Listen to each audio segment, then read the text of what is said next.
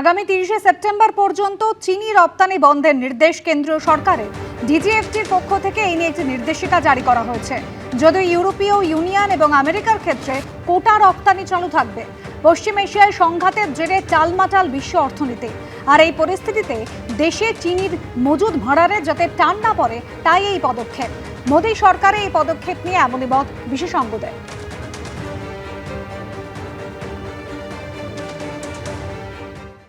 মুখ্যমন্ত্রী শুভেন্দু অধিকারীর নির্দেশে গোটা প্রশাসন এখন ফুল অ্যাকশন মোডে। এই আবহে দুর্নীতির আখড়া বন্ধে এবার সমস্ত বেআইনি টোল প্লাজা বন্ধ করার নির্দেশ দিল রাজ্য সরকার। বলা হয়েছে রাজ্যের সমস্ত অবৈধ টোল প্লাজা ও ব্লক গেটে চিহ্নিত করে বন্ধ করতে হবে। সেগুলো যাতে ফের চালু না হয় সেদিকেও কড়া নজর রাখতে নির্দেশ দেওয়া হয়েছে। অবৈধভাবে টোল আদায় বন্ধ করতেই হবে। সব জেলার জেলাশাসককে এই মর্মে নির্দেশ দেওয়া হয়েছে। দুর্নীতি কেলেঙ্কারির দ্রুত তদন্তে সক্রিয় রাজ্য সরকার। একের পর এক কড়া সিদ্ধান্ত নিচ্ছেন মুখ্যমন্ত্রী। তার নির্দেশে গোটা প্রশাসন এখন ফুল অ্যাকশন মোডে। এই আবহেই দুর্নীতির শিকড় উপড়ে ফেলতে এবার সমস্ত বেআইনি টোল প্লাজা বন্ধ করার নির্দেশ দিল রাজ্য সরকার। এই মর্মে নোটিশ জারি করা হয়েছে। সব জেলার জেলাশাসককে এই মর্মে নির্দেশ দেওয়া হয়েছে। বলা হয়েছে রাজ্যের সমস্ত অবৈধ টোল প্লাজা ও ব্লক গেট চিহ্নিত করে বন্ধ করতে হবে। সেগুলো যাতে ফের চালু না করা হয় সেদিকেও কড়া নজর রাখতে নির্দেশ দেওয়া হয়েছে। বলা হয়েছে অবৈধভাবে টোল আদায় বন্ধ করতেই হবে। এই সরকার অনেক প্রত্যাশা জাগিয়ে এসেছেন এবং করাপশনের ক্ষেত্রে জিরো টলারেন্সের নীতি বারে বারে নির্বাচন চলাকালীন আমাদের পক্ষ থেকে বলা হয়েছে। সরকার পাল্টাতে বহু জায়গায় ভোল পাল্টে গেছে। শিলিগুড়ির ফুলবাড়িতে একটি টোল গেট পরিচালনা করতেও শিলিগুড়ি জলপাইগুড়ি উন্নয়ন কর্তৃপক্ষ। এই রাস্তা আগে রাজ্য সড়ক ছিল, পরে জাতীয় সড়কের সঙ্গে মিশে যায়। অভিযোগ, তারপরে তৃণমূলের কর্মী সমর্থকরা এই টোল গেট থেকে টাকা তুলত। ভোটের ফল ঘোষণার পরে 4 তারিখ বিজেপি কর্মীরা এই টোল গেট বন্ধ করে দেয়। যখন বন্ধ হয়ে গেছে ভালো হয়েছে ড্রাইভারদের জন্য। এদিকে লোকটাও দাদাগিরি করতো, ড্রাইভারদেরকে মারতো। আচ্ছা, তো টোল বন্ধ হতে খুশি? একদম খুশি। এখন রাস্তাতে পুলিশও কম করে না। আগে টোলে আমাদের 400 টাকা লাগতো, সরকারি রেট তো 100 টাকা। 400 টাকায় নিত। আগে যখন চলতাম তখন তো কম ছিল, কিন্তু তারপরে আমি যতদিন এখন চলছি 400 টাকাই নেয়। পশ্চিম বর্ধমানের পাণ্ডবেশ্বরের ফরিদপুরেও 2টি টোল প্লাজা বন্ধ হয়ে গেছে। টেন্ডার শেষের পরে নতুন টেন্ডার না হয় টোল প্লাজা বন্ধ করে দেওয়া হয়েছে বলে দাবি প্রশাসনের। পশ্চিমবঙ্গে মসনদে বসার সাথে সাথেই যেভাবে পশ্চিমবঙ্গে সমস্ত জায়গায় তৃণমূলের নেতা দাদাদের দ্বারা যে টোল ট্যাক্স তোলা হতো, উনি আজ সরকারিভাবে বিজ্ঞপ্তি জারি করেছেন যে কোনো বেআইনি টোল ট্যাক্স চলবে না। আমরা দেখেছি এই পাণ্ডবেশ্বর বিধানসভাতেই ধোয়াবনি থেকে শুরু করে হেতেডোবা, ঝাঁঝরা এবং সারা বাংলায় সমস্ত জায়গায় এই তৃণমূলী নেতা দাদারা যে মানুষের কাছে বেআইনিভাবে টোল ট্যাক্স তুলত, সেটা বন্ধ করে দেওয়া হয়েছে। সরকারি যেটা সিদ্ধান্ত, রাজ্য সরকার যেটা সিদ্ধান্ত নিয়েছে, যেগুলো বৈধ টোল আছে, যেগুলো সরকারিভাবে টেন্ডার করে বৈধ টোল আছে সেগুলো চলবে। যেগুলো অবৈধ, সেখানে কোনোভাবেই রাজ্য সরকার যে সিদ্ধান্ত নিয়েছে আমরাও সেই সিদ্ধান্তে অনড় থাকব।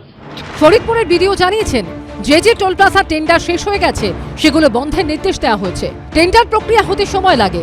আইনিভাবে কাউকে এইটুকু সময়ের জন্য দায়িত্ব দেওয়া যায় কিনা ভেবে দেখা হচ্ছে। বীরভূম জেলা জুড়ে 19টি পঞ্চায়েত সমিতির টোল, 6টি পুরসভার টোল এবং বীরভূম জেলা পরিষদের টোল রয়েছে। এছাড়াও একাধিক অবৈধ টোল মিলিয়ে মোট 40টি টোল রয়েছে। ভোটের ফল বেরোতেই একাধিক টোল প্লাজায় ভাঙচুর করে আগুন লাগিয়ে দেওয়া হয় বলে অভিযোগ।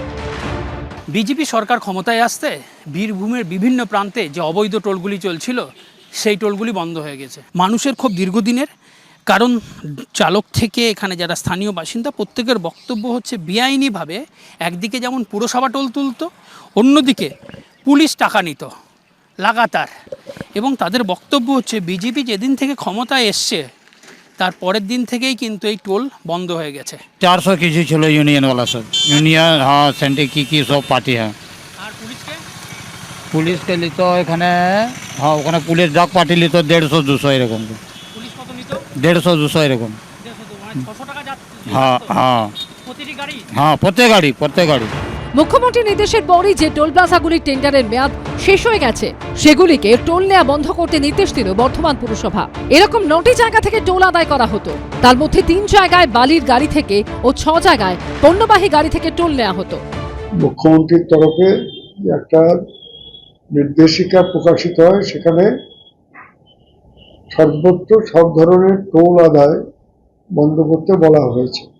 অ্যাকর্ডিংলি আজকে সকালবেলায় আমরা বর্ধমান পৌরসভার বালিঘাটে 3টে টোল ছিল এবং রাস্তায় 6টা টোল ছিল।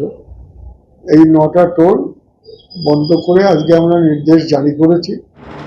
সব মিলিয়ে মুখ্যমন্ত্রীর নির্দেশের পরই দিকে দিকে অবৈধ টোল বন্ধের তৎপরতা শুরু হয়েছে। পার্থপ্রতিম ঘোষ, সনদ ঝা ও কমল কৃষ্ণদের রিপোর্ট, এবিপি আনন্দ। 41টি দফতরের সচিব, একাধিক সিনিয়র আধিকারিক এবং 10 জনেরও বেশি বিজেপি বিধায়ককে নিয়ে বৈঠক করলেন শুভেন্দু অধিকারী। বললেন, দুর্নীতির সঙ্গে কোনো আপোষ নয়, মাথা উঁচু করে নির্ভয়ে কাজ করুন। কাল নয়, কাজ করতে হবে আজই। সীমান্তে বিএসএফকে জমি দেওয়ার বিষয়টি তদারকির দায়িত্ব দেওয়া হলো নন্দিনী চক্রবর্তীকে। দুর্নীতিতে জিরো টলারেন্স, কাল নয়, কাজ করতে হবে আজই। নতুন সরকার গঠনের পর বুধবার নবান্নের প্রশাসনিক বৈঠক থেকে এমনই বার্তা দিলেন মুখ্যমন্ত্রী। এই সরকার অনেক প্রত্যাশা জাগিয়ে এসেছেন এবং করাপশনের ক্ষেত্রে জিরো টলারেন্সের নীতি বারে বারে নির্বাচন চলাকালীন আমাদের পক্ষ থেকে বলা হয়েছে। বুধবার প্রশাসনিক স্তরে বৈঠক করেন মুখ্যমন্ত্রী শুভেন্দু অধিকারী। যে বৈঠকে উপস্থিত ছিলেন 41টি দপ্তরের সচিব, আরও একাধিক সিনিয়র আধিকারিক এবং 10 জনের বেশি বিজেপি বিধায়ক। সূত্রে খবর, বৈঠকে অংশ নেন ইন্দ্রনীল খাঁ, রূপা গঙ্গোপাধ্যায়, রুদ্রনীল ঘোষ, স্বপন দাশগুপ্ত, শরদ্দত্ত মুখোপাধ্যায়, হিরণ চট্টোপাধ্যায় সহ একাধিক বিধায়ক, যাদের মন্ত্রী হওয়ার সম্ভাবনা রয়েছে। সূত্রে খবর, বৈঠকে সচিবদের উদ্দেশ্যে মুখ্যমন্ত্রী বলেন, এদের চিনে রাখুন, এদের সঙ্গেই আপনাদের কাজ করতে হবে। মন্ত্রীরা থাকলেও গুরুদায়িত্ব আমলাদের, কাজ আপনাদেরই করতে হবে। সূত্রে খবর, এদিনের বৈঠকে বিভিন্ন দপ্তরের সচিবদের উদ্দেশ্যে শুভেন্দু অধিকারী বলেন, দুর্নীতির সঙ্গে কোনো আপোষ নয়, মাথা উঁচু করে নির্ভয়ে নিজের কাজ করুন।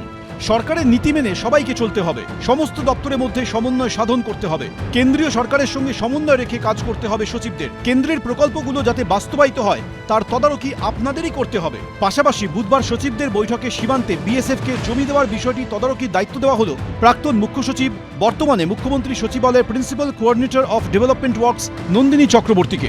গত সোমবার প্রথম বৈঠকে সীমান্ত সুরক্ষার জন্য বিএসএফকে জমি হস্তান্তরে অনুমোদন দেয় শুভেন্দু অধিকারীর মন্ত্রিসভা। 45 দিনের মধ্যেই তা কার্যকর করা হবে বলে জানান মুখ্যমন্ত্রী। আজকে আমরা প্রথম দিনই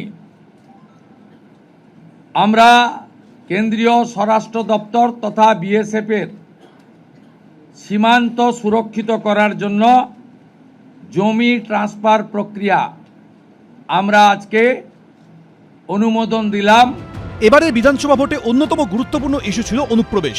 সেই প্রসঙ্গে এরাজ্যে প্রচারে এসে কেন্দ্রীয় স্বরাষ্ট্রমন্ত্রী বারবার অভিযোগ করেছেন, সীমান্তে কাঁটাতার বসানোর জন্য জমি দেয়নি তৎকালীন তৃণমূল সরকার। आप जानबूझकर बॉर्डर पर भूमि नहीं देते हो क्योंकि घुसपैठ चलती रहे, आपकी वोट बैंक बढ़ती रहे। भाइयों बहनों, ये होने वाला नहीं। बांग्लादेशी और रोहिंग्या उनकी मदद से घुसपैठ कर रहे हैं। পাশাপাশি এদিনের বৈঠক থেকে স্বাস্থ্য দপ্তরকে মুখ্যমন্ত্রী নির্দেশ দিয়েছেন, হাসপাতালগুলিতে যেন কোনো রোগী স্ট্রেচারে পড়ে না থাকে। শিক্ষা দপ্তরকে নির্দেশ দেওয়া হয়েছে, ভর্তি প্রক্রিয়া যেন অনলাইনে শুরু হয়। রুমা পালের রিপোর্ট, এবিপি আনন্দ, কলকাতা। এবিপি আনন্দ, এগিয়ে থাকে, এগিয়ে রাখে।